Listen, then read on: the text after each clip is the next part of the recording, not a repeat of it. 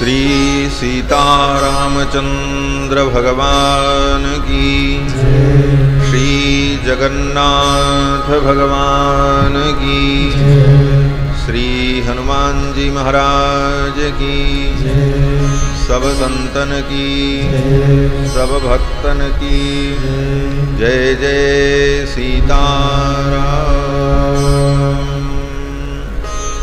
नीलाचल निवासाय नित्याय परमात्मने, सुभद्रा प्राणनाथाय जगन्नाथाय मंगलम्।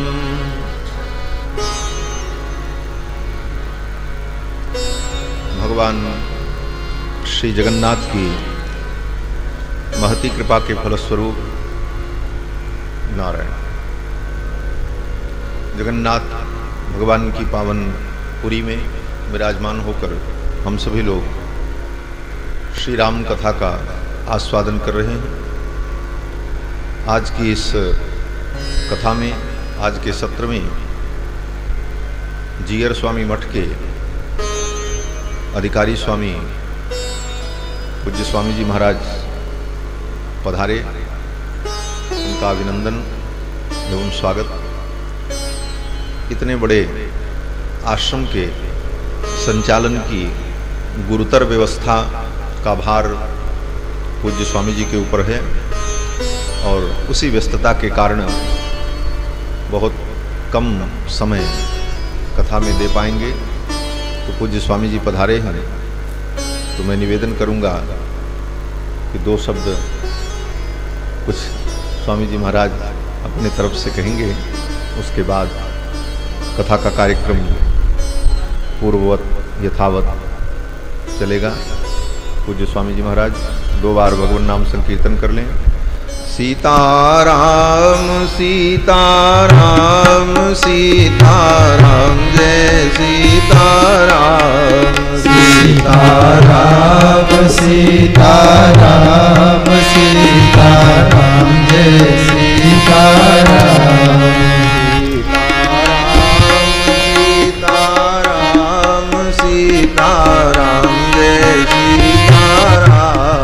सीताराम सीताराम सीताराम जय सीताराम।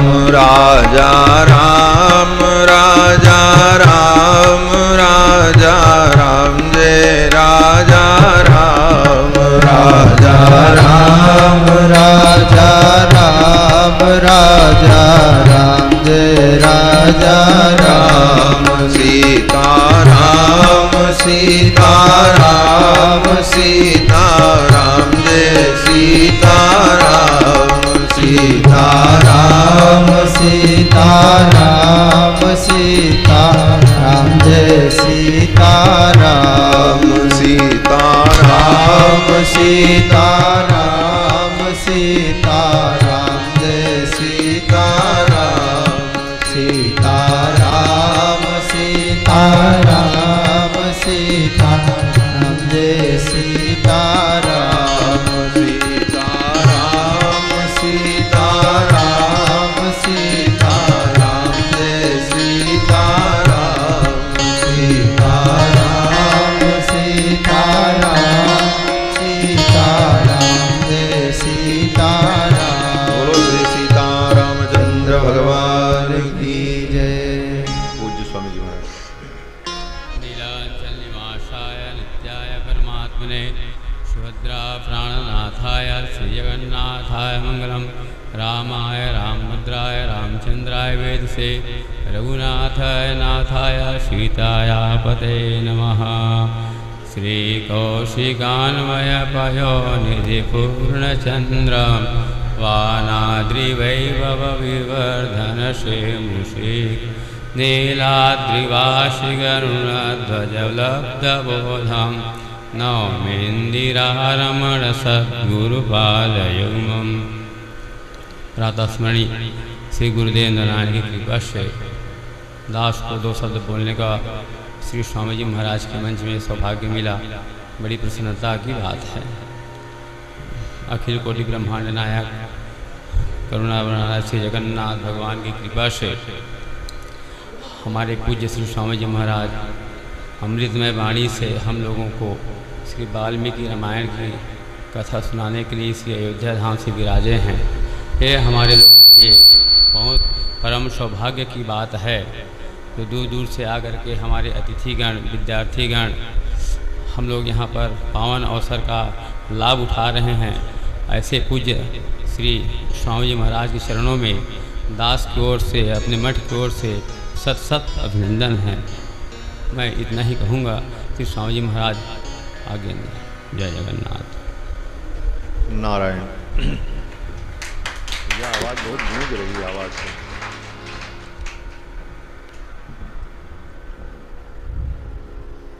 कुछ राहत मिली? नारायण। श्री सीतारामचंद्र भगवान की जय। श्री हनुमान जी महाराज की जय। श्री जगन्नाथ भगवान की जय। सब संतन की जय। सब भक्तन की जय। श्री भाष्यकार रामानुज स्वामी जी महाराज की विश्ववंद्य जगदाचार्य श्री त्रिदंडी स्वामी जी महाराज की जय। श्रीमद् जगद्गुरु स्वामी जी महाराज की जय। जय जय सीताराम। हरि ओम। तच्छंजोरा वृणीमहे गातुं यज्ञाय गातुं यज्ञपतये दैवी स्वस्तिरस्तु नः स्वस्तिर्मानुषेभ्यः ऊर्ध्वं जिगातु भेषजं शन्नो अस्तु द्विपदे सं चतुष्पदे रामाय रामभद्राय रामचंद्राय वेधसे रघुनाथाय नाथाय सीतायापतये नमः। रामं रामानुजं सीतां भरतं भरतानुजं सुग्रीवं वायुसूनुं च प्रणमामि पुनः पुनः। नमोऽस्तु रामाय सलक्ष्मणाय देव्यै च तस्यै जनकात्मजायै। नमोऽस्तु रुद्रेन्द्रयमानिलेभ्यो नमोऽस्तु चन्द्रार्कमरुद्गणेभ्यः। चरितं रघुनाथस्य शतकोटिप्रविस्तरम् एकैकमक्षरं प्रोक्तं महापातकनाशनम्। कूजन्तं राम रामेति मधुरं मधुराक्षरम् आरुह्य कविता शाखां वन्दे वाल्मीकिकोकिलम्। यः पिबन् सततं रामचरितामृतसागरम् अतृप्तस्तं मुनिं वन्दे प्राचेतसमकल्मषम्। गोष्पदीकृतवारीशं मसकीकृतराक्षसं रामायणमहामालारत्नं वन्दे नीलात्मजम्। अञ्जनानन्दनं वीरं जानकीशोकनाशनं कपीशमक्षहन्तारं वन्दे लङ्काभयङ्करम्। वैदेहीसहितं सुरद्रुमतले हैमे महामण्डपे मध्ये पुष्पकमासने मणिमये वीरासने सुस्थितम्। अग्रे वाचयति प्रभञ्जनसुते तत्त्वं मुनिभ्यः परं। व्याख्यान्तं भरतादिभिः परिवृतं रामं भजे श्यामलम्। आपदामपहर्तारं दातारं सर्वसम्पदां लोकाभिरामं श्रीरामं भूयो भूयो नमाम्यहम्। ऋग्यजुस्सामरूपाय वेदाहरणकर्मणे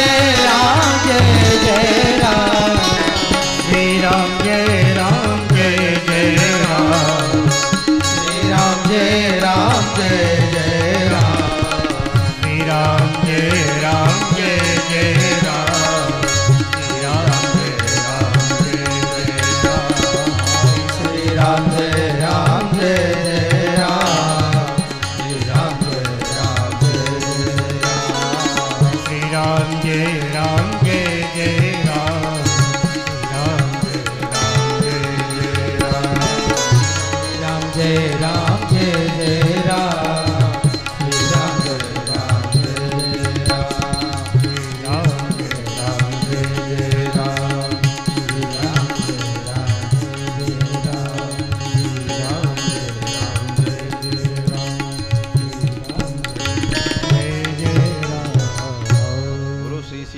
रामचंद्र भगवान की जय, श्री जगन्नाथ भगवान की जय, श्री हनुमान जी महाराज की जय, जय जय सीताराम।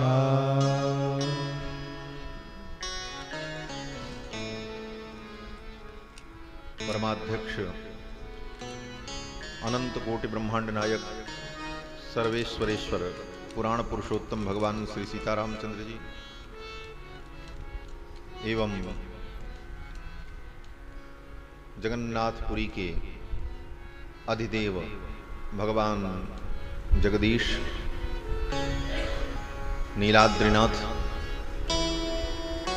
जिनकी पावन सन्निधि में हम सभी लोग विराजमान हैं, आज की कथा में पधारे जीयर स्वामी मठ के अधिकारी स्वामी जी महाराज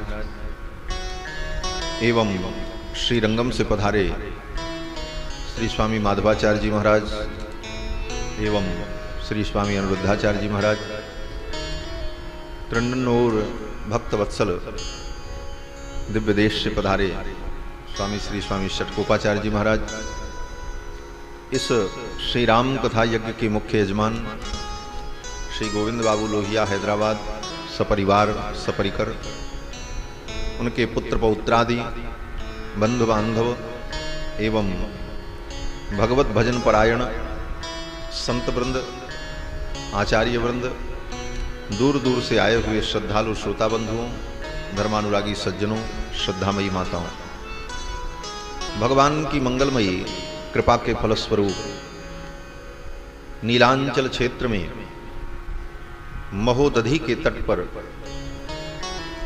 करुणा के महासमुद्र भगवान श्री रघुनंदन के चरित्र को सुनने और सुनाने का हम सभी लोग प्रयास कर रहे हैं। आधार श्री रामायण महाकाव्य। श्री रामायण महाकाव्य भक्ति के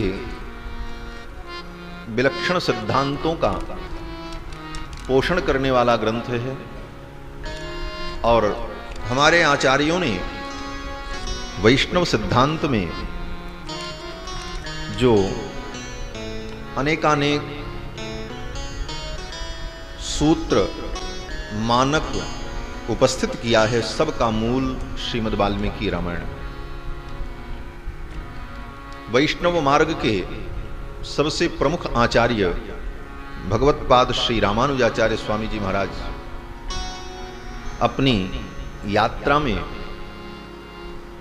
श्री जगन्नाथपुरी भी पधारे और यहां रहकर भगवान की सेवा का विस्तार किया। उनके जीवन चरित्र से जगन्नाथपुरी का भी बड़ा अद्भुत संबंध है। ऐसे भगवान श्री रामानुजाचार्य ने जो सिद्धांत स्थापित किया, विशिष्टाद्वैत सिद्धांत, भक्ति और प्रपत्ति के द्वारा भगवत प्राप्ति का सुगम मार्ग सारे संसार को बताया। भगवान श्री रामानुजाचार्य के संपूर्ण सिद्धांत में अधिकतम सिद्धांत जो है उसका पोषण वाल्मीकि रामायण के द्वारा ही होता है। इसलिए हमारे संप्रदाय में वाल्मीकि रामायण वैष्णव सिद्धांत का प्राण माना गया। हमारे यहां जब किसी जीव का पंच संस्कार किया जाता है, वैष्णव बनाया जाता है, दीक्षा दी जाती है, तो 3 मंत्र दिया जाता है, मूल मंत्र, द्वय मंत्र और चरम मंत्र। मूल मंत्र, द्वय मंत्र, चरम मंत्र, इन तीनों मंत्रों को शिष्य को दिया जाता है और मुमुक्षु प्राणी के लिए ये तीनों ज्ञातव्य हैं, जानने योग्य हैं। हमारे आचार्य श्री लोकाचार्य स्वामी जी महाराज कहते हैं कि मुमुक्षोर ज्ञातव्यानि रहस्याणि त्रीणि। मुमुक्षु प्राणी के लिए ज्ञातव्य, जानने योग्य 3 रहस्य हैं। मूल मंत्र, द्वय मंत्र और चरम मंत्र, ये 3 रहस्य हैं। इन्हीं को हमारे यहां रत्न भी कहा जाता है। ये तीनों रत्न हैं महाराज समस्त शास्त्रों, जिसमें पहला मंत्र मूल मंत्र है, जिसको अष्टाक्षर मंत्र कहते हैं, और तीसरा मंत्र जो है उसे चरम मंत्र कहते हैं, जो शरणागति का प्रतिपादन करता है। गीता का श्लोक सर्वधर्मान् परित्यज्य मामेकं शरणं व्रज अहम त्वा सर्व पापेभ्यो मोक्षयिष्यामि मा शुचि। और इन दोनों मंत्रों के मध्य में जो मंत्र है, दूसरा मंत्र पहले के बाद और तीसरे के पहले, वो मंत्र द्वय मंत्र है। और द्वय मंत्र का स्वरूप है श्रीमन्नारायण चरणौ शरणं प्रपद्ये श्रीमते नारायणाय नमः। ये द्वय मंत्र जो है यह वैष्णवों के लिए परम भोग्य है। हमारे आचार्यों ने कहा है कि वैष्णव को भगवत दीक्षा प्राप्त, वैष्णव दीक्षा प्राप्त वैष्णव को द्वय मंत्र का निरंतर अनुसंधान करते रहना चाहिए। समय बिताने का सबसे बड़ा साधन द्वय मंत्र है। कालद्वयेन क्षिपन्, हमारे आचार्य कहते हैं कि कालद्वयेन क्षिपन्, द्वय मंत्र के द्वारा ही कालक्षेप करना चाहिए। जब भी आप खाली रहो, कहीं भी रहो, तो द्वय मंत्र का अनुसंधान करते रहो। श्रीमन्नारायण चरणौ शरणं प्रपद्ये श्रीमते नारायणाय नमः। इस मंत्र का श्री वैष्णव को सदा अनुसंधान करना चाहिए। इस मंत्र का नाम द्वय मंत्र इसीलिए है कि इसमें 2 मंत्रों का समावेश है। पहला मंत्र जो मूल मंत्र और तीसरा मंत्र जो चरम मंत्र, उन दोनों मंत्रों को एक में समाहित कर दिया तो द्वय मंत्र बन गया।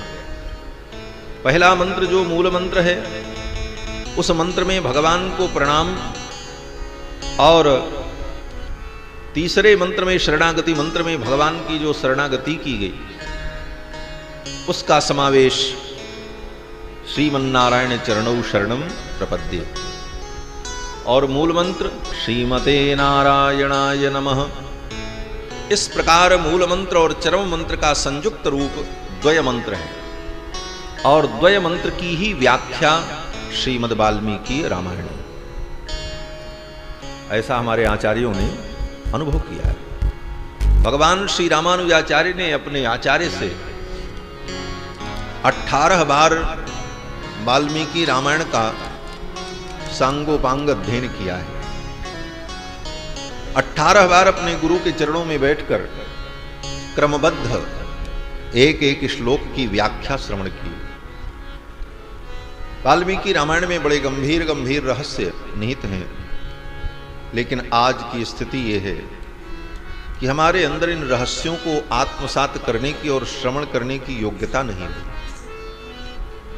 थोड़ी देर ज्ञान विज्ञान की तत्व की बातें होती हैं तो सुनने वाले उबने लगते हैं, कहते हैं महाराज बीच में कुछ भजन वजन भी होना चाहिए। कारण कि बुद्धि का प्रयोग करने में उन्हें कष्ट होने लगता है, समझने में कठिनाई होने लगती है, तो सोचते हैं थोड़ा कीर्तन भजन बीच में होना चाहिए। लोग कहते हैं महाराज बीच बीच में भजन होता है तो नींद नहीं आती। बोले नींद आती किसको है? भजन होने न होने से नींद का कोई संबंध नहीं। कथा में नींद क्यों आती है? पूज्य स्वामी जी महाराज, करपात्र स्वामी जी महाराज कहा करते थे कि नींद का मूल कारण है आलस्य। आलस्य होता तभी नींद आती है। और आलस्य शब्द बना कैसे? बोले आलस्य शब्द बना अलस शब्द से। और अलस शब्द कैसे बना? बोले अरस शब्द से। शब्द है मूल अरस। अरस में जो र है उसी को ल हो जाता है, क्योंकि संस्कृत व्याकरण में र और ल की सवर्ण संज्ञा होती है। री री वर्णयोर मिथस्सावर्णम वाच्यम। री री की सवर्ण संज्ञा होने के कारण व्यवहार में ल के स्थान पर र का प्रयोग और र के स्थान पर ल का प्रयोग देखा जाता है। जैसे हम लोग नारी कहते हैं और नाली भी कहते हैं। ल को र और र को ल। तो जो अलस शब्द है वो बना अरस शब्द से। मूल शब्द है अरस। अरस का मतलब रस रहित। जब व्यक्ति को किसी कार्य में रस नहीं मिलता तब उसे अलस होने लगता है, वही अलस है। अरस जो रसिक नहीं है, जिसे रस नहीं मिलता, उसी को अलस होता है। और अलस होने पर तब आलस्य होता है। और आलस्य होने के बाद कुंभकर्ण की पत्नी निद्रा देवी आ जाती है उसका स्वागत करने के लिए। तो व्यक्ति कहता महाराज हमको तो नींद आने लगी, भजन वजन होता तो नींद ना आती। बोले भजन का नींद से कोई संबंध नहीं। नींद कब आती है? बोले जब बुद्धि काम नहीं करती, आलस्य आने लगता है। रात में लोग 2-2 बजे तक जगते हैं, नींद नहीं आती, नींद की गोली खाते हैं। वहां क्यों नहीं नींद आती? बोले नींद क्यों नहीं आती वहां पर?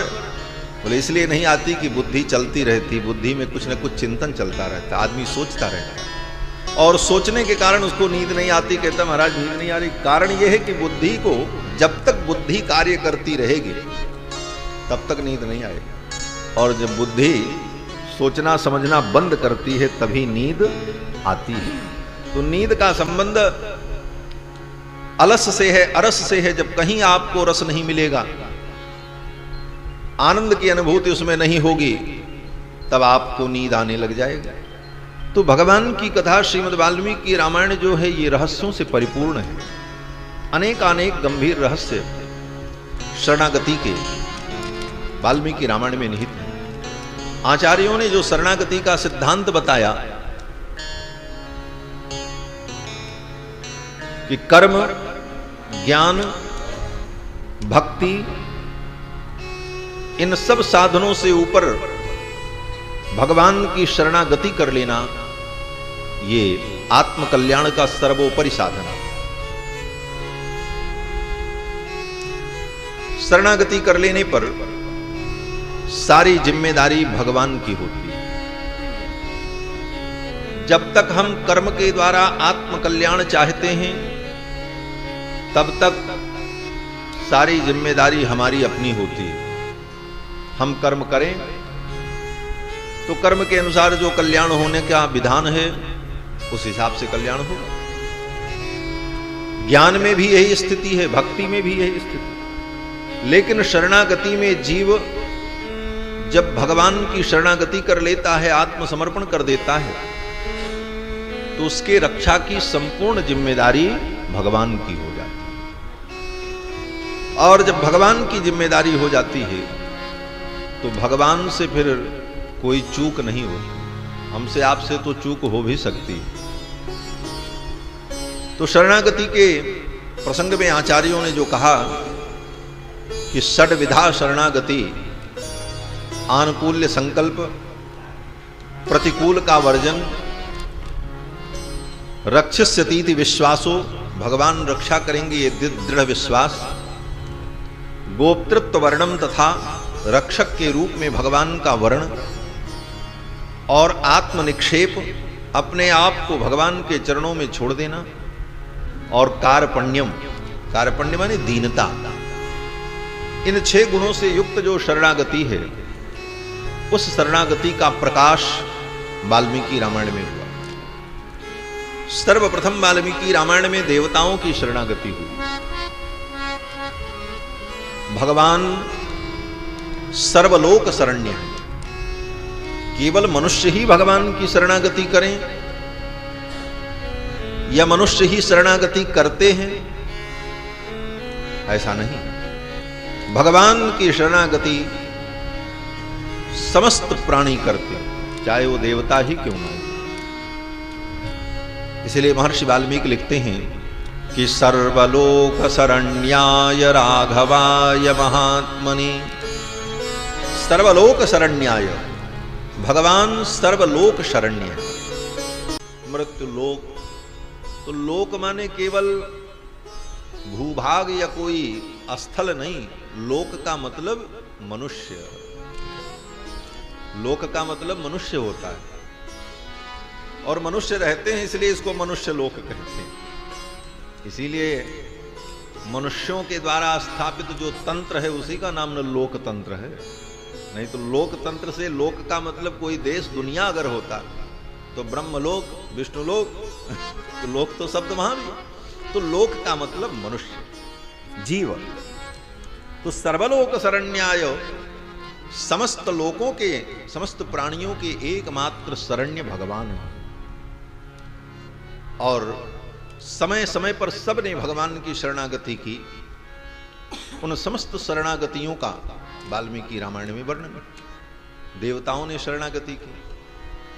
जब देवताओं के ऊपर विपत्ति आई तो सब देवता अपनी रक्षा के लिए भगवान की शरण में जाते। सब करके थक गए, जब कहीं सफलता नहीं मिली तब भगवान की शरण में जाते।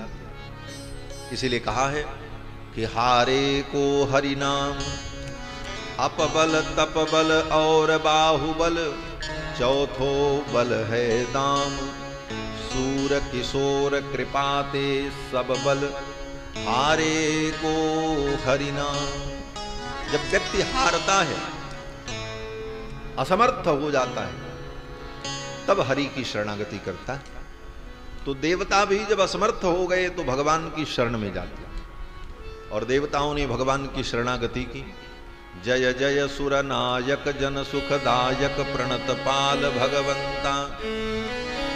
देवताओं ने भगवान की शरणागति की, और भगवान ने उनकी शरणागति से प्रसन्न होकर, उनकी प्रार्थना से प्रसन्न होकर के मनुष्य के रूप में अवतरित होते हैं। अर्थितो मानुषे लोके जज्ञे विष्णु सनातनः।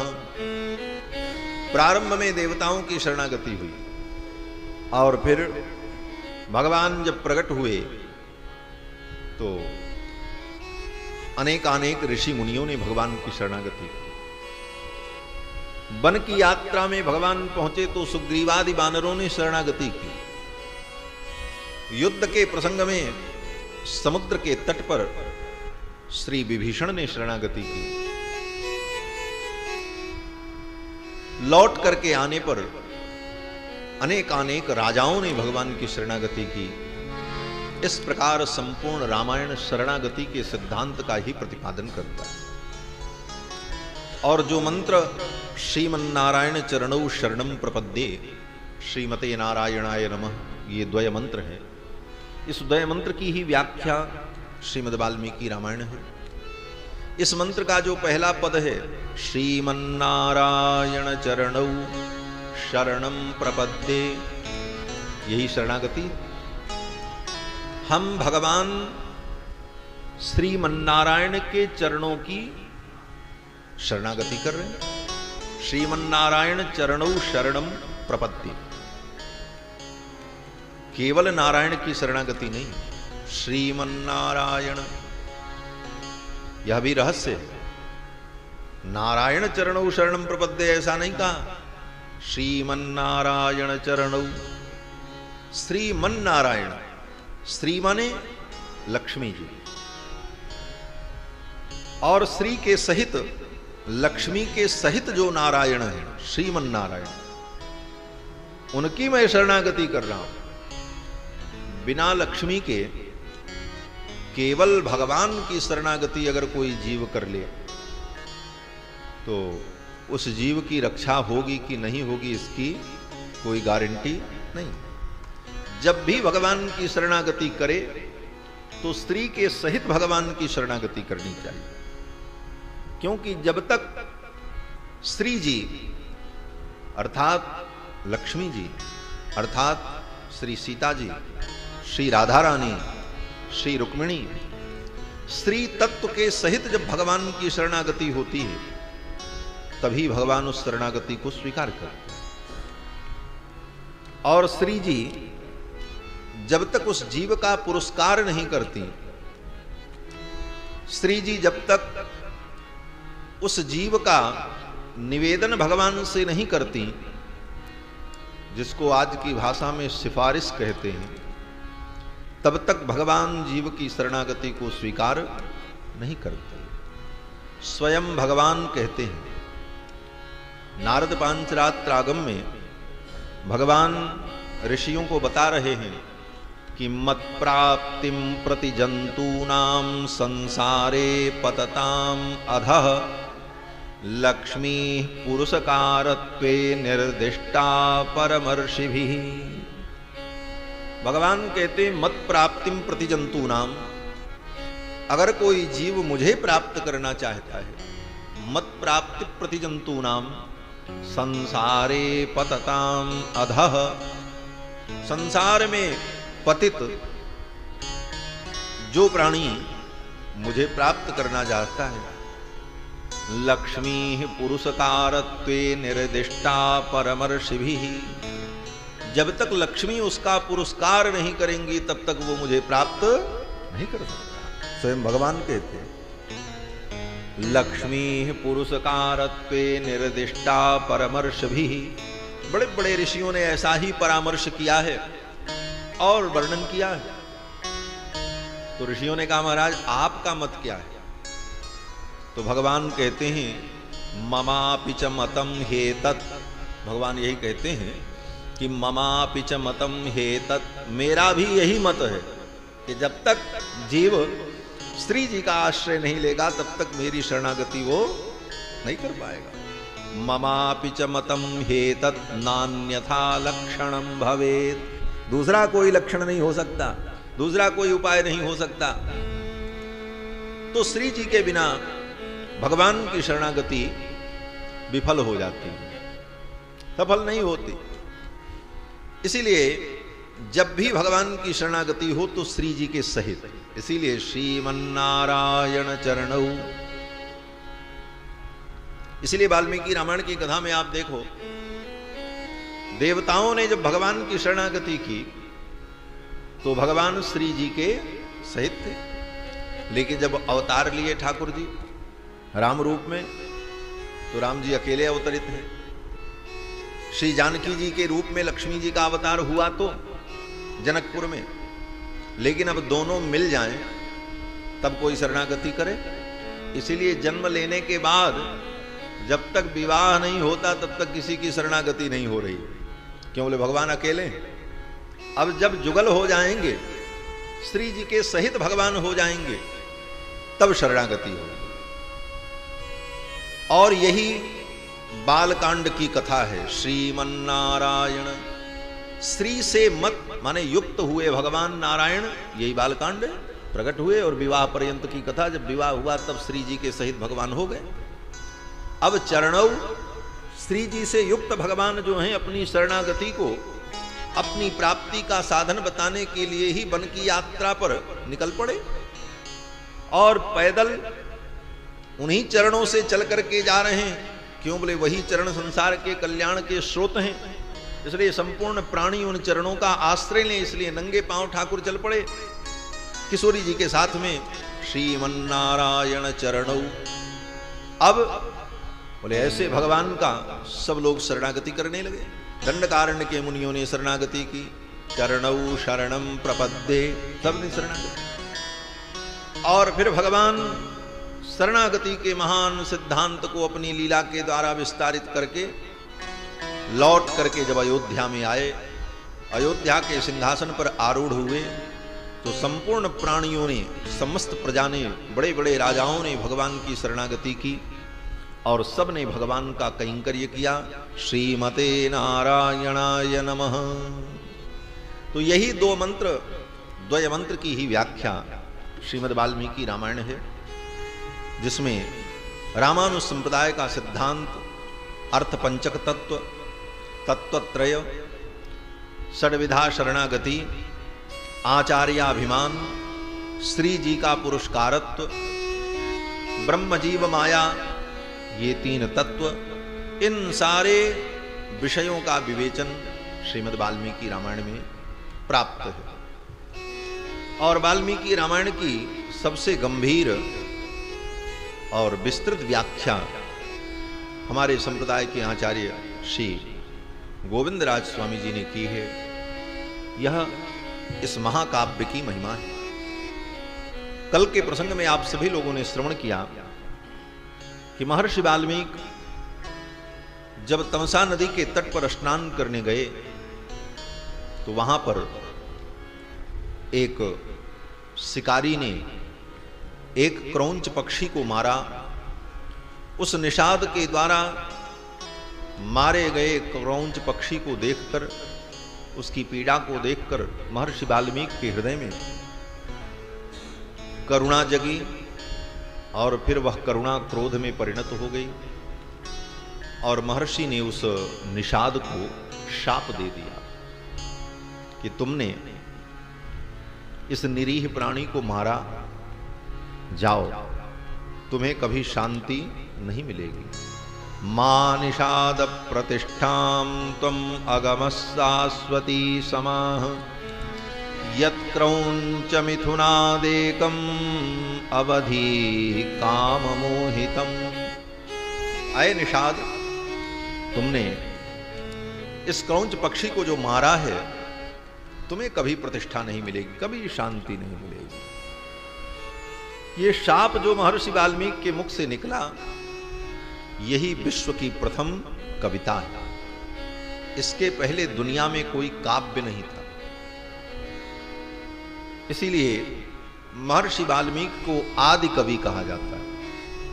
ये पहले कवि हैं, आदि कवि हैं, और इनके द्वारा रचित श्री रामायण का महाकाव्य आदि काव्य है। इसके पहले दुनिया में कोई काव्य नहीं।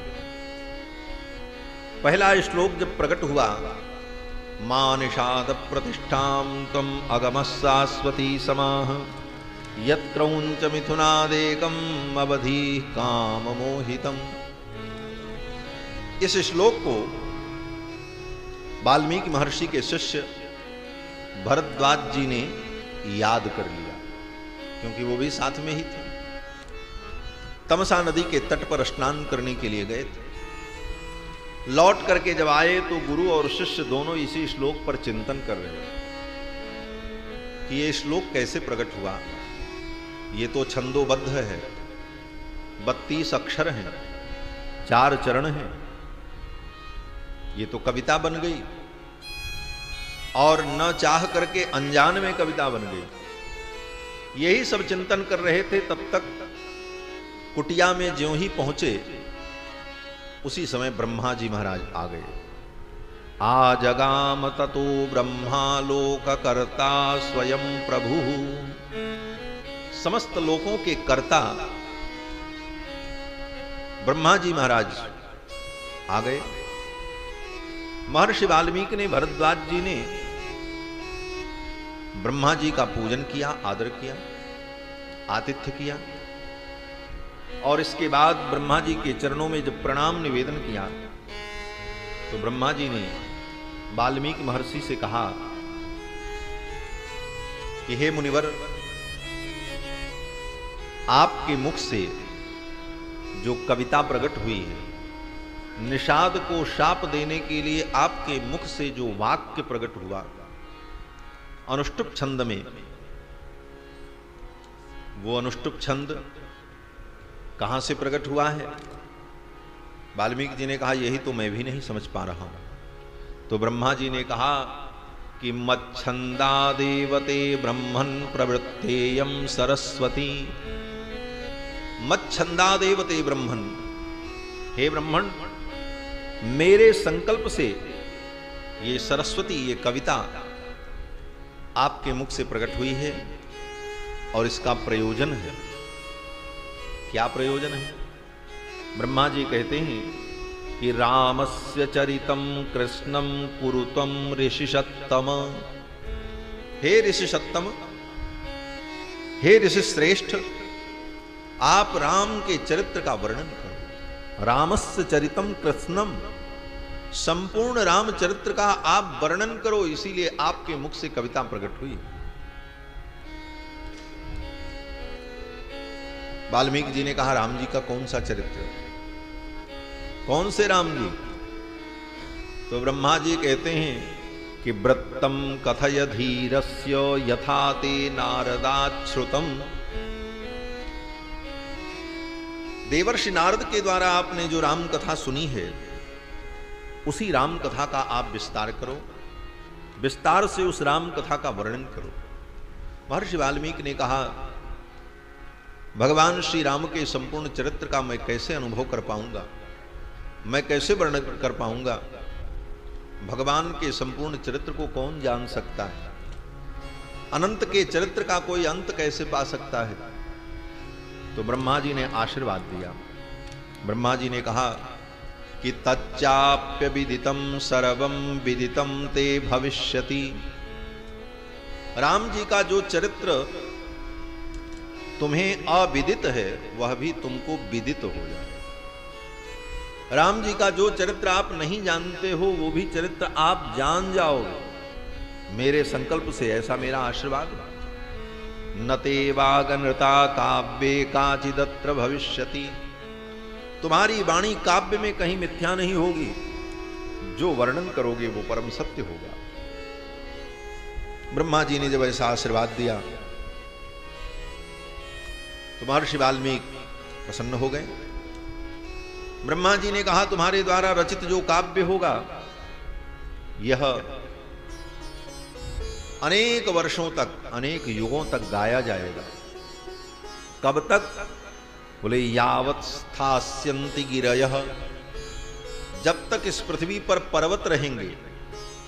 और बोले सरितश्च महीतले, जब तक पृथ्वी पर गंगा जमुना सरस्वती कावेरी जैसी नदियां प्रवाहित होती रहेंगी, तब तक तुम्हारे द्वारा लिखी गई ये कथा, राम कथा संसार में गाई जाएगी।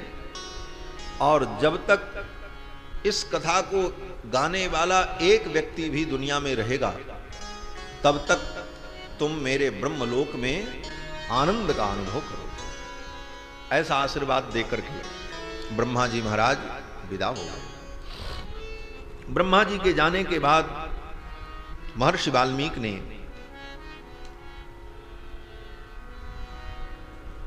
रामचरित्र श्री रामायण महाकाव्य लिखना प्रारंभ किया। लेकिन जब तक भगवान की करुणा न हो, भगवान की कृपा न हो, तब तक ये महान कार्य कैसे संभव हो सकता है? तो भगवान ने अपनी मूर्तिमती कृपा को महर्षि वाल्मीकि के पास प्रेषित कर दिया, भेज दिया। वो मूर्तिमती कृपा कौन है? बोले वही भगवती जानकी है। उस समय भगवान अयोध्या के सिंहासन पर आरूढ़ होकर प्रजा का पालन कर रहे थे, और सीता जी अंतर्वतनी थी, गर्भवती थी। एक दिन पहले ही सीता जी ने भगवान से कहा था कि प्रभु, मेरे मन में इच्छा है कि ऋषियों के आश्रम में जाकर के मैं सत्संग करूं, कुछ समय ऋषि मुनियों के बीच में बिताऊं, उनका दर्शन करूं। भगवान ने कहा ठीक है, इसका भी कोई उपाय होगा। और संयोग ऐसा कि उसी समय एक विचित्र घटना घटित हो गई। एक गुप्तचर अयोध्या में विचरण कर रहा था। अयोध्या का एक रजक धोबी अपनी पत्नी को डांट रहा था। उसकी पत्नी कहीं चली गई थी और 10 दिन बाद लौट करके आई थी। जब लौट करके घर में आई तो उसके पति ने कहा, निकल जा मेरे घर से, मैं तुझे अपने घर में नहीं रखूंगा। तू 10 दिन कहां थी, क्या करके आई? तुझे मैं अब अपने घर में नहीं रखूंगा। क्या तूने मुझे राम समझ रखा है? यही उदाहरण दिया। तूने मुझे राम समझ रखा है। रावण के कारागार में रहने वाली सीता को उन्होंने अपने घर में रख लिया, लेकिन मैं तुम्हें नहीं रखूंगा, मैं राम नहीं। ये बात वो धोबी अपनी पत्नी से कह रहा था। गुप्तचर ने सुना और गुप्तचर ने आकर के भगवान श्री राम को बताया। भगवान श्री राम ने निर्णय लिया कि अगर मेरे आचरण से जगत को गलत शिक्षा प्राप्त हो रही है, अनुचित संकेत प्राप्त हो रहा है, तो मुझे कुछ करना चाहिए। और भगवान ने प्रतिज्ञा की कि कुछ दिनों के लिए मैं सीता को अपने से दूर कर दूं।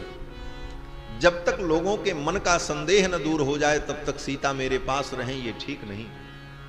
इसलिए दूसरे दिन ही प्रातः काल भगवान ने लक्ष्मण को बुलाया और लक्ष्मण से कहा कि लक्ष्मण, सीता को रथ पर बैठा लो और ले जाकर के जंगल में कहीं छोड़ करके चले आओ। और जब छोड़ करके आने लगना तो कह देना कि प्रभु श्री राम ने तुम्हारा त्याग कर दिया है, अब तुम जहां जाना चाहो जा सकते हो। लक्ष्मण जी महाराज तो सेवक हैं। ये बात लक्ष्मण जी को अच्छी नहीं लगी, लेकिन लक्ष्मण जी उत्तर नहीं दे सके, विरोध भी नहीं कर सके। कारण बोले सेवक का धर्म बड़ा कठिन है। सेवा धर्मो परम गहनो योगिनामप्यगम्य। सेवक का एक ही धर्म है, आज्ञा का पालन करना। आज्ञा गुरूणाम अविचारणीया। अपने से श्रेष्ठ जनों की आज्ञा पर विचार करने का भी अधिकार सेवक को नहीं। अपना विचार देना तो बहुत दूर की बात है, अपनी सलाह देना बोले बहुत दूर की बात है। सेवक को अपने स्वामी को सलाह देने का भी अधिकार नहीं, विचार देने का भी अधिकार नहीं। उसका तो एक ही काम है, स्वामी ने जो कहा वो कर देना, बस। अपना विचार भी सेवक नहीं दे सकता महाराज। लेकिन आज इसके विपरीत होता है, सेवक ही सलाह देते हैं और उनकी सलाह न मानो तो नाराज हो जाते हैं। महाराज हमने कहा लेकिन वो माने नहीं। बोले अगर तुम सेवक अपने को मानते हो तो सलाह मत दो। सलाह देने का भी अधिकार उन्हें, हाँ पूछा जाए तो सच पूछो, तो पूछने पर भी शिष्य को सलाह देने का अधिकार नहीं।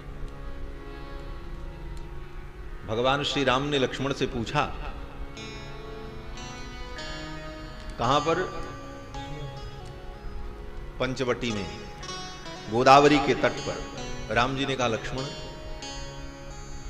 कहां पर कुटिया बनाई जाए, कौन सा स्थान अच्छा होगा बताओ। अब ये साधारण सी बात है, ऐसा कोई पूछे तो कोई सेवक सलाह दे सकता, हाँ महाराज ये जगह ज्यादा अच्छी लग रही है, अगर उचित हो तो यहां बन जाए। इतना तो कह ही सकता है सेवक। और राम जी ने पूछा, वो भी अपने मन से नहीं कहना था लक्ष्मण जी को। राम जी ने स्वयं पूछा कि लक्ष्मण आश्रम कतरस्मिन, कहां पर आश्रम बढ़िया बनेगा, कौन सी जगह उत्तम होगी। तो लक्ष्मण जी ने हाथ जोड़ लिया और लक्ष्मण जी ने कहा कि परवान पिकाकुस्थ, हे प्रभु मैं तो आपके अधीन हूं, परवान हूं, पराधीन हूं। मैं कैसे बताऊं कि आपके लिए आश्रम कहां उचित होगा। स्वयं तु रुचिरे देशे क्रियताम इति माम वद। स्वयं तु रुचिरे देशे, आपको जहां रुचि हो आप बता दो, हम आपकी आज्ञा का पालन करें, हम कुटी बना दें, हम अपना विचार दें, ये अधिकार है। तो सेवक का धर्म बड़ा कठिन है महाराज। सेवा धर्मो परम गहनो योगिनामप्यगम्य। आज्ञा गुरूणाम अविचारणीया। भगवान श्री राम ने आज्ञा की लक्ष्मण को, सीता जी को ले जाओ, छोड़ करके चले आओ। लक्ष्मण जी कुछ नहीं बोले। श्री जानकी जी को रथ में बैठाया और लेकर के चल पड़े और आकर के वाल्मीकि महर्षि के आश्रम के सन्निकट गंगा के तट पर सीता जी को छोड़ दिया।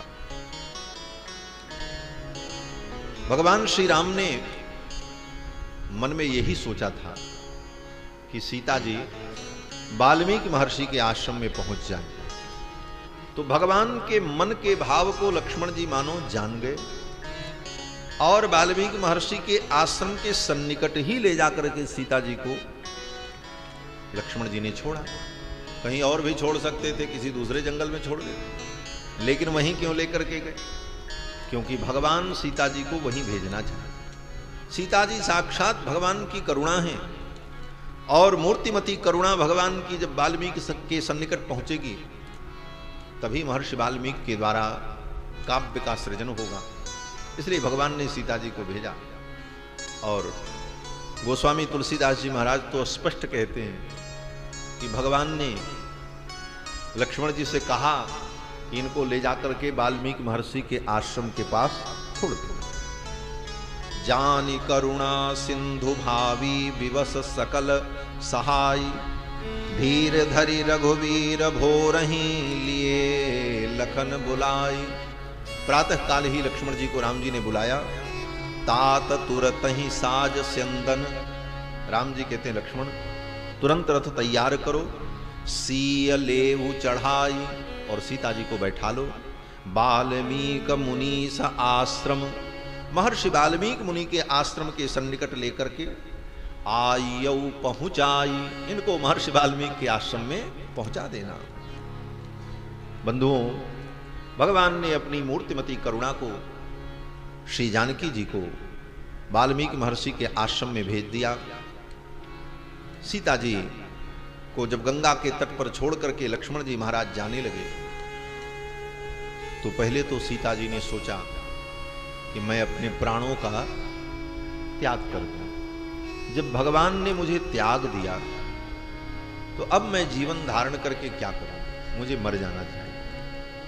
और श्री जानकी जी गंगा में छलांग लगाने के लिए तैयार हो गए, लेकिन अचानक मन में भाव आया, नहीं, मुझे मरने का भी अधिकार नहीं। क्यों? बोले मैं तो परतंत्र हूं। परतंत्र का मतलब पराधीन, यही रहस्य है यहां पर।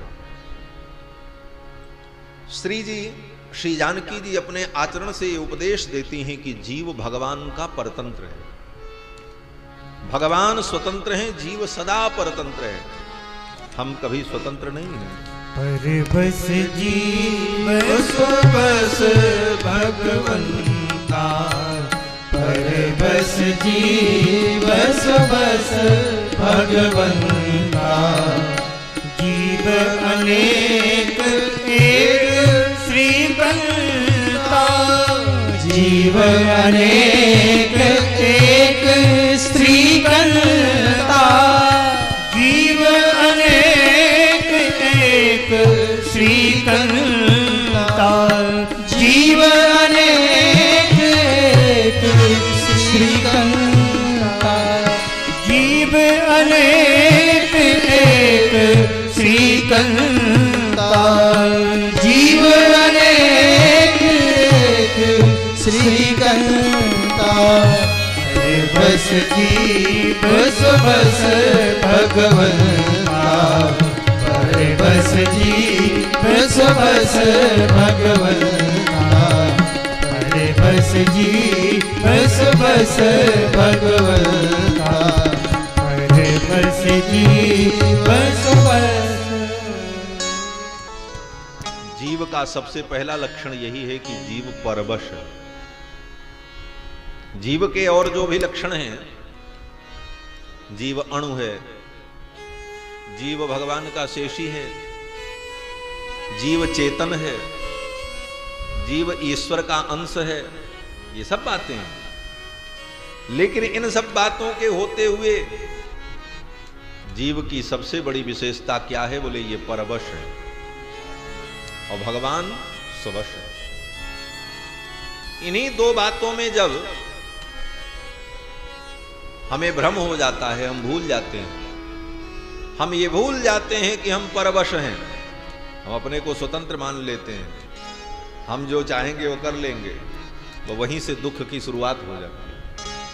हम कहीं स्वतंत्र नहीं है, न हम सोचने के लिए स्वतंत्र है, न समझने के लिए स्वतंत्र, न कुछ करने का स्वातंत्र हमारे पास है। हम पूर्ण रूप से परमात्मा के परतंत्र हैं। और इस परतंत्रता को जीव जब ठीक ठीक समझ लेता है तो उसका वास्तविक स्वरूप प्रकट होता है। तो जीव भगवान के परतंत्र, और लक्ष्मी जी ने, श्री जानकी जी ने अपनी लीला के माध्यम से भगवान के 3 विश्लेष में इन 3 गुणों को प्रकट किया है। हमारे आचार्य कहते हैं कि लक्ष्मी जी का अर्थात श्री जानकी जी का भगवान से 3 बार वियोग हुआ पूरी रामायण कथा में। पहला वियोग रावण के कारागार में गई, और दूसरा वियोग जब भगवान ने जानकी जी को वाल्मीकि महर्षि के आश्रम में भेज दिया, और तीसरा वियोग बोले वाल्मीकि महर्षि के आश्रम से जब लौट करके आई तो सीता जी पृथ्वी में समाहित हो। ये तीसरा वियोग। इन 3 वियोग में श्री जी के 3 महान गुण प्रकाशित हुए, कृपा, पारतंत्र और अनन्यार्हत्व। कृपा, पारतंत्र, अनन्यार्हत्व प्रकाशनार्थम, हमारे आचार्य कहते हैं कि सीता जी का भगवान से जो 3 वियोग हुआ, इन 3 वियोगों में सीता जी के 3 महान गुण प्रकट हुए, कृपा, पारतंत्र और अनन्यार्हत्व। ये 3 गुण श्री जानकी जी में विद्यमान हैं, और इन्हीं 3 गुणों के कारण ही श्री जी जानकी जी जीव का पुरस्कार करने में समर्थ होती। प्रारंभ में मैंने कहा कि जब तक श्री जी का पुरस्कार न हो, श्री जी की कृपा न हो, तब तक कोई जीव भगवान की शरणागति में सफल नहीं हो सकता। तो श्री जी हमारा आपका पुरस्कार करती हैं। पुरस्कार करने वाले के अंदर 3 गुण होना चाहिए। 3 गुण कौन? बोले कृपा, और दूसरा गुण पारतंत्र, और तीसरा गुण अनन्यार्हत्व। मान लो हम आपकी सिफारिश करने के लिए तैयार हों किसी न्यायाधीश के सामने, जहां पर आप न्याय चाहते हो, उसकी शरण में आए हो न्याय प्राप्त करने के लिए। तो अगर हम सिफारिश कर रहे हैं तो सबसे पहला गुण ये होना चाहिए हमारे अंदर कि हमारे अंदर कृपा हो। अगर कृपा नहीं होगी तो हम आपकी सिफारिश करने क्यों जाएंगे? हम क्यों करें आपकी सिफारिश? जब तक व्यक्ति के अंदर दया नहीं होगी तब तक कोई किसी की सिफारिश या किसी की पैरवी नहीं कर सकता। पहले कृपा होनी चाहिए। और दूसरा गुण बोले पारतंत्र। पारतंत्र का मतलब जिससे वो सिफारिश करने जा रहा है उसके वो परतंत्र हो, उसके अधीन हो, तभी वो अपने उस स्वामी से सिफारिश और निवेदन कर पाएगा। अगर उसकी परतंत्रता नहीं है, वह उसके अधीन नहीं है, तो उसकी बात वो स्वामी क्यों सुनेगा? और तीसरा महान गुण है अनन्यार्हत्व। अनन्यार्हत्व माने हम भगवान के ही योग्य हैं, हम इन्हीं के लिए हैं और किसी दूसरे के नहीं। इसको कहते हैं अनन्यार्हत्व। यही 3 गुण श्री जी के 3 विशेष में प्रकट हुआ। पहला गुण कृपा। जब लंका में श्री जानकी जी जाती हैं तो वहां पर जानकी जी का कृपा गुण प्रकट हुआ। स्वयं जानकी जी कृपा करके लंका गई, रावण उनको नहीं ले गया। तो महाराज हम तो यही जानते थे आज तक कि रावण ने सीता जी का हरण किया। बोले रावण की क्या औकात है कि वो सीता जी का स्पर्श कर ले, सीता जी को छू ले और उठा ले जाए? संभव ही नहीं। बोले तब बोले सीता जी स्वयं कृपा करके जाती हैं। लीला में रावण उनका हरण करता है लेकिन स्वयं उनका जाने का मन है, स्वयं कृपा करने के लिए रावण के यहां जाने को तैयार बैठी, तब रावण ले गया। और कृपा करने के लिए जानकी जी इसलिए जाती हैं कि श्री जानकी जी जानती हैं कि लंका के राक्षस स्वयं भगवान की शरण में नहीं आएंगे, और जब तक कोई प्रयोजन नहीं बनेगा तब तक भगवान वहां नहीं जाएंगे। जीव भगवान के पास ना आवे अथवा भगवान जीव के पास न जाए तो शरणागति कैसे हो?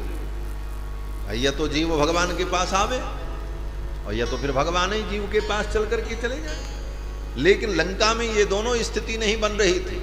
रावण और लंका के राक्षस भगवान के पास आएंगे नहीं और भगवान वहां जाएंगे क्यों? कोई कारण नहीं जाने का।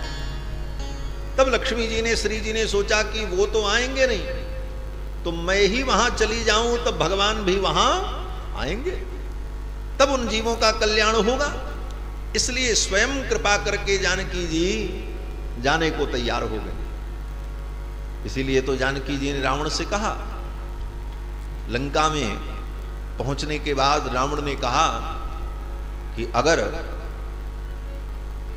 मास दिवस में कहा न माना, अगर 1 महीने में तुमने मेरी बात नहीं मान ली तो मैं तुम्हें मार डालूंगा। तो सीता जी ने रावण से कहा कि तुम मुझे क्या मारोगे, मैं तो चाहूं तो अभी मैं तुमको भस्म कर दूं। यही कहा जानकी। ऐसा नहीं है कि जानकी जी असमर्थ थी। जानकी जी ने कहा कि नत्वाम कूर्मि दशग्रीव भस्म भस्मार्ह तेजसा। हे रावण, हे दशग्रीव, नत्वाम कूर्मि दशग्रीव भस्म भस्मार्ह तेजसा। भस्म कर देने वाले अपने विलक्षण तेज के द्वारा मैं तुमको भस्म नहीं कर रही हूं, नहीं तो अब तक तो मैं तुमको भस्म कर देती, पूरी लंका तुम्हारी भस्म हो जाती। जिसके अंदर इतनी शक्ति है, जिसके अंदर इतनी शक्ति है कि संकल्प मात्र से हनुमान जी महाराज शीतल हो गए। सोचो, पूरी लंका में आग लगा दी हनुमान जी ने और उनकी पूंछ में आग नहीं लगी। जहां से सारी लंका जली वो पूंछ नहीं जली, और पूंछ की तो बात छोड़ दो, पूंछ का एक बाल भी नहीं जला। क्यों नहीं जला? बोले जब हनुमान जी की पूंछ में राक्षसों ने आग लगा दी और ढोल बजाते हुए, कोलाहल करते हुए, नाचते कूदते, जंजीर में बंधे हुए हनुमान जी को लेकर के लंका की सड़कों पर, चौराहों पर राक्षस घुमा रहे थे, तमाशा बनाए हुए थे हनुमान जी का। हनुमान जी के पूंछ में आग लगी थी। तब तक किसी राक्षसी ने आकर के जानकी जी से कहा, देवी, जिस बानर ने आकर के संदेश दिया, जिस बानर ने मुद्रिका प्रदान की, उस बानर को रावण के सेवकों ने पकड़ लिया है और उसे जंजीर में बांधकर उसकी पूंछ में आग लगाकर उसे लेकर के इसी रास्ते से जा रहे हैं। जानकी जी ने सुना और जानकी जी ने तुरंत संकल्प किया कि शीतो भव हनुमतः, हनुमान की पूंछ शीतल हो जाए। और जिसके संकल्प मात्र से हनुमान जी की पूंछ शीतल हो गई, पूरी लंका जल गई, लेकिन हनुमान जी का पूंछ का एक बाल भी नहीं जला। जिन सीता के संकल्प से अग्नि भी शीतल हो जाती और जिन सीता के संकल्प मात्र से लंका भस्म हो सकती है, नत्वाम कूर्मि दशग्रीव भस्म भस्मार्ह तेजसा। उन सीता जी को रावण उठा ले जाए, ये तो कल्पना से परे। बोले तब, बोले सीता जी स्वयं कृपा करके लंका में पधारी हैं और कृपा नाम के गुण को प्रकाशित करने। यही आचार्य का गुण है। आचार्य माने गुरु। आचार्य का यही गुण है कि जीवों के कल्याण के लिए स्वयं दुख सहन करके उनके बीच में जाकर के उनको उपदेश करें और अपने उपदेश के द्वारा उनको भगवान की शरण में लगावें। इसीलिए आचार्य गुरुजन देश देश में भ्रमण करके, जहां कोई बुलाता नहीं, बिना बुलाए पहुंच जाते हैं और वहां जाकर उन पापी प्राणियों के बीच में, पामर प्राणियों के बीच में रहकर उनको उपदेश देकर के भगवान की शरणागति की ओर जोड़ते। यही करने के लिए श्री जी लंका में गई और रावण से कहा कि तेन मैत्री भवतु ते यदि जीवितुमिच्छसि। अगर तुम जीवित रहना चाहते हो तो भगवान रघुनंदन की शरणागति कर लो, उनकी शरण में चले जाओ। तो ये जानकी जी का कृपा गुण प्रकाशित हुआ। और दूसरा विश्लेष जब हुआ, भगवान ने लक्ष्मण जी के द्वारा सीता जी को वाल्मीकि महर्षि के आश्रम के सन्निकट भेज दिया। गंगा में कूदकर अपने जीवन को त्यागने जा रही थी। फिर सीता जी ने सोचा, नहीं मैं स्वतंत्र नहीं हूं, मुझे मरने का भी अधिकार नहीं। जीव तो परतंत्र है, भगवान के अधीन है। और भगवान श्री रघुनंदन के कुल का दीपक मेरे गर्भ में है। अगर मैं अपने प्राणों का त्याग कर दूंगी तो ये गर्भ भी नष्ट हो जाएगा। और श्री रघुनंदन राम दूसरा विवाह नहीं करेंगे, एक पत्नी व्रत है, उनका वंश विलुप्त हो जाएगा।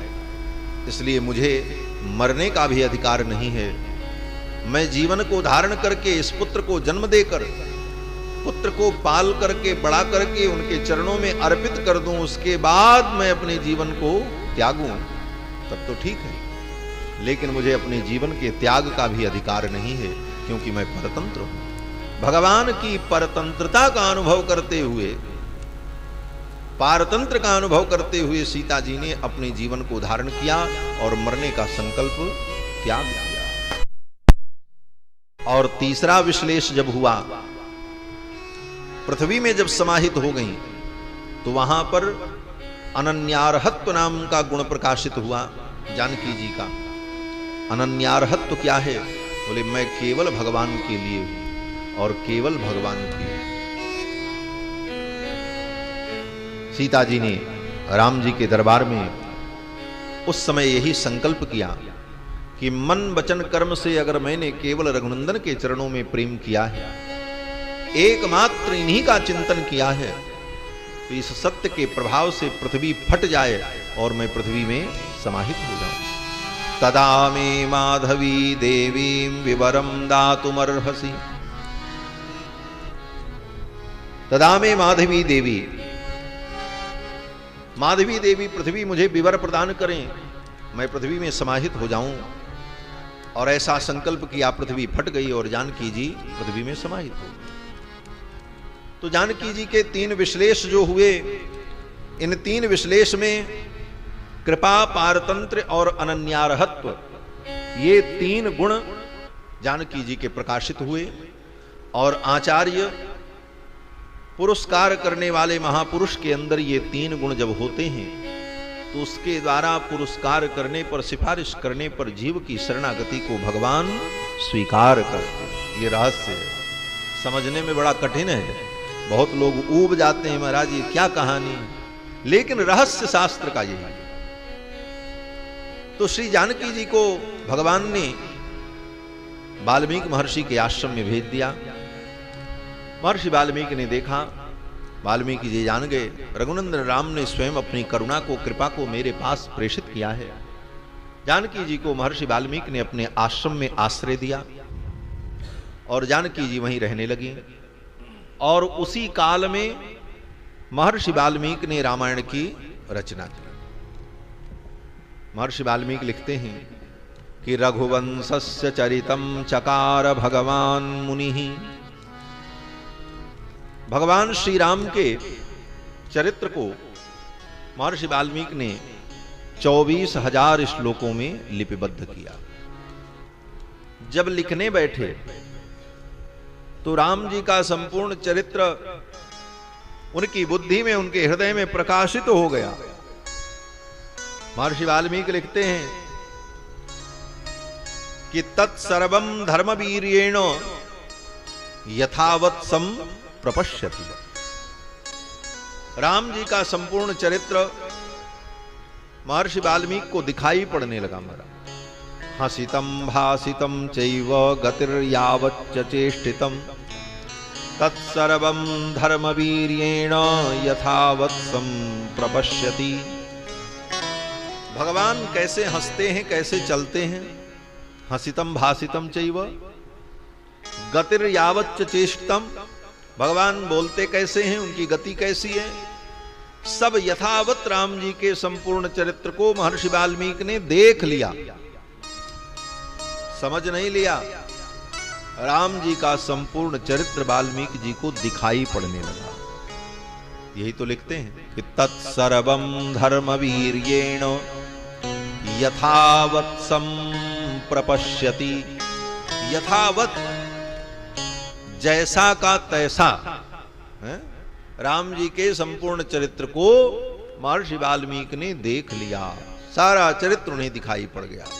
कौन कौन चरित्र? बोले जो चरित्र पहले हो चुका है, जन्म चरित्र, विवाह चरित्र, वन की यात्रा, क्योंकि अब तो राम जी अयोध्या में आके राजा बन चुके हैं ना। जो पहले का सब चरित्र हो चुका है वो सब चरित्र महर्षि वाल्मीकि को दिखाई पड़ने लग गया। और ऐसी अद्भुत स्थिति कैसे हुई? बोले यही भगवान की कृपा है। भगवान की कृपा और गुरु की कृपा, आचार्य की कृपा, गुरु कृपा, आचार्य कृपा से, भगवत कृपा से संपूर्ण चरित्र को महर्षि वाल्मीकि ने देख लिया। गुरु की कृपा कहां है? बोले सबसे पहले गुरु तो भगवान है, क्योंकि भगवान सबके गुरु हैं। कृष्णम वंदे जगत गुरुम, भगवान तो जगत के गुरु हैं। बाकी जगत गुरु तो नाम के हैं, लेकिन असली जगत गुरु तो भगवान ही है। और भगवान ही जगत के पूज्य, आचार्य, गुरु सब कुछ है। जगत गुरुम च शाश्वतम तुरीयमेव केवलम, केवल भगवान ही जगत गुरु हैं। तो भगवान की कृपा, और भगवान के बाद और भी गुरु होते हैं जो उपदेश देते हैं, ज्ञान देते हैं, वे भी गुरु हैं, उनकी भी कृपा मिल जाए तो और अच्छी बात है। दूसरे गुरु कौन? बोले ब्रह्मा जी महाराज, लोककर्ता स्वयं प्रभु, उनकी भी कृपा हो गई। उन्होंने भी कह दिया कि संपूर्ण रामचरित्र तुम्हारे हृदय में प्रकट हो जाएगा। और श्री जानकी जी की कृपा, जो स्वयं भगवान की कृपा की प्रतिमूर्ति हैं, ऐसी भगवती जानकी जी की कृपा प्राप्त हो गई महर्षि वाल्मीकि को। और जानकी जी कौन है? बोले आचार्य हैं, गुरु हैं। हमारे यहाँ तो संप्रदाय में सबसे बड़ी गुरु जानकी जी को ही माना गया, श्री जी को, क्योंकि वहीं से हमारी मंत्र परंपरा प्रारंभ हुई। इसीलिए जब गुरु की वंदना करते हैं तो हमारे यहाँ कहते हैं कि लक्ष्मीनाथ समारंभाम नाथयामुन मध्यमाम अस्मदाचार्य पर्यंताम वंदे गुरु परंपराम। लक्ष्मी जी ही परम गुरु हैं, वहीं से ये संप्रदाय ही चला है हम लोगों का। इसीलिए संप्रदाय का नाम ही स्त्री संप्रदाय, स्त्री के द्वारा प्रवर्तित है, इसलिए इसका नाम श्री संप्रदाय। और श्री जी ही परम गुरु हैं। भगवान को गुरु नहीं माना गया संप्रदाय में। ऐसे तो भगवान गुरु हैं, जगत के गुरु हैं, लेकिन गुरुओं की पंक्ति जहां से शुरू होती है वो पंक्ति भगवान से नहीं शुरू होती, लक्ष्मी जी से शुरू होती। कारण? बोले गुरु किसे कहते हैं? बोले गुरु का मतलब, आचार्य का मतलब जिसके अंदर शिष्यत्व हो, जो किसी का शिष्य हो वही किसी का गुरु बन सकता है। जो किसी का शिष्य नहीं है वो किसी का गुरु भी नहीं बन सकता, वो आचार्य नहीं हो सकता। तो लक्ष्मी जी जो हैं ये भगवान की शिष्या हैं, और अनेक लोगों को इन्होंने मंत्र दिया, उपदेश किया, इसलिए अनेकों की ये गुरु हैं। तो मंत्र ग्रहण करने के कारण और मंत्र देने के कारण आचार्यत्व तो लक्ष्मी जी में, इसलिए आचार्य परंपरा ही लक्ष्मी जी से प्रारंभ होती है। तो श्री जी भी गुरु हैं। ऐसी श्री जी जानकी जी महर्षि वाल्मीकि के यहां पहुंच गई, और गुरु की कृपा जब हो जाती है तो संपूर्ण भगवान का चरित्र, ज्ञान विज्ञान सब दिखाई पड़ने लगता है। ये बात श्री गोस्वामी जी महाराज रामचरितमानस में वर्णन करते हैं। सूझहि रामचरित महिमानित, सूझहि रामचरित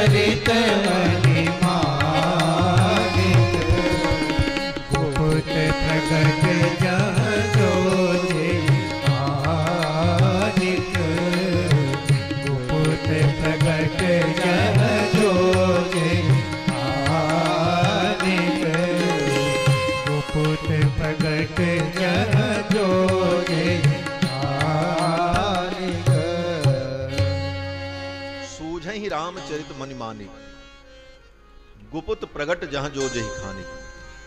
जब गुरु की कृपा हो जाती है तो संपूर्ण चरित्र सूझने लगता है, दिखाई पड़ने। महर्षि वाल्मीकि ने संपूर्ण रामायण को लिपिबद्ध कर दिया 7 कांडों में।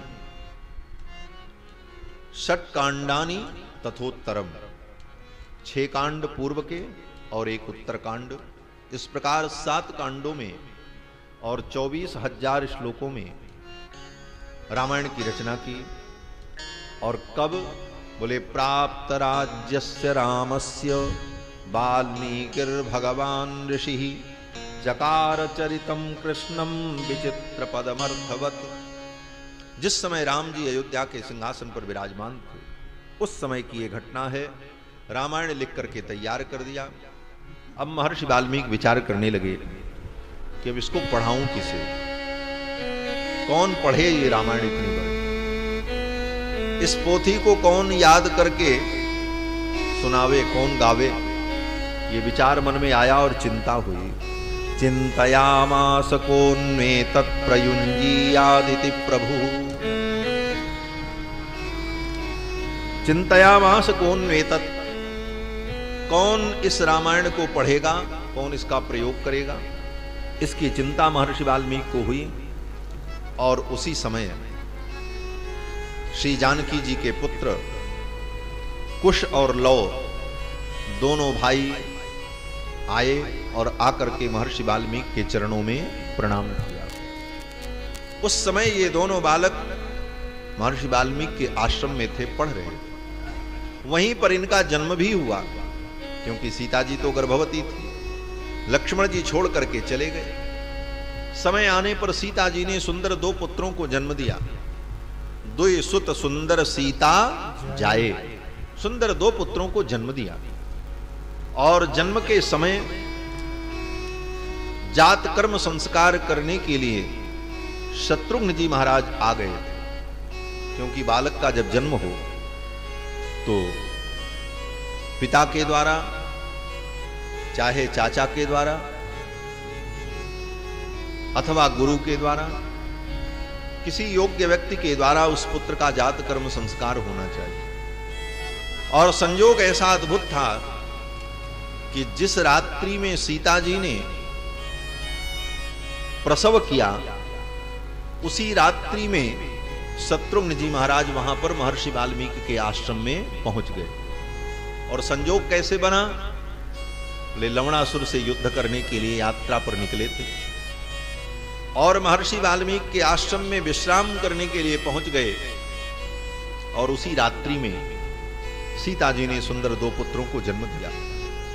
महर्षि वाल्मीकि लिखते हैं कि यामेव रात्रिं शत्रुघ्नः पर्णशालां समाविशत। जिस रात्रि में शत्रुघ्न जी महाराज पर्णशाला में प्रवेश करते हैं, तामेव रात्रिं सीतापि प्रसूता दारकद्वयम्। उसी रात्रि में सीता जी ने 2 पुत्रों को जन्म दिया। शत्रुघ्न जी ने जात कर्म संस्कार किया। एक का नाम कुश और एक का नाम लव। कुश बड़े हैं और लव छोटे, लेकिन व्यवहार में लवकुश ऐसा हम लोग कहते हैं। लवकुश कहने पर लगता है कि लव बड़े हैं और कुश छोटे होंगे, लेकिन कुश बड़े हैं, लव छोटे। वर्णन किया तो यही कहा कि कुशी लवौ तु धर्मज्ञौ राजपुत्रौ यशस्विनौ। कुश और लव, कुश बड़े हैं और लव छोटे। दोनों भाइयों ने आकर के चरणों में प्रणाम किया। जब प्रणाम किया तो महर्षि वाल्मीकि ने देखा, रे ये सीता जी के पुत्र कुश और लव ये तो बड़े बुद्धिमान हैं और बड़े मेधावी हैं। क्यों न मैं इनको ही रामायण पढ़ा दूं? इनसे अच्छा योग्य विद्यार्थी कौन मिलेगा? और फिर महर्षि वाल्मीकि ने कुश और लव को संपूर्ण रामायण पढ़ा दिया। काव्यम रामायणम कृष्णम सीतायाश्चरितम महत पौलस्त्यवधमित्येवं चकार चरितव्रतः। पौलस्त्यवधमित्येवं, पुलस्त के कुल में उत्पन्न होने वाला पौलस्त्य रावण, रावण वध पर्यंत जो राम जी की कथा है, इस संपूर्ण कथा को महर्षि वाल्मीकि ने लवकुश को पढ़ा दिया और दोनों भाइयों ने, कुश और लव ने इसे याद कर लिया, कंठस्थ कर लिया और वीणा बजा करके दोनों भाई इसे गाने लगे। तंत्री लय समन्वितौ, तंत्री लय, वीणा के तार पर रामायण का गान करने लगे और इनके गान को सुन करके सभी मुनि महात्मा आह्लादित हो गए, प्रसन्न हो गए। महर्षि वाल्मीकि ने कहा कि रामायण याद कर ली तुमने, अब इस रामायण को गा करके सुनाओ। तो सबसे पहले महर्षि वाल्मीकि के आश्रम में ही कथा का आयोजन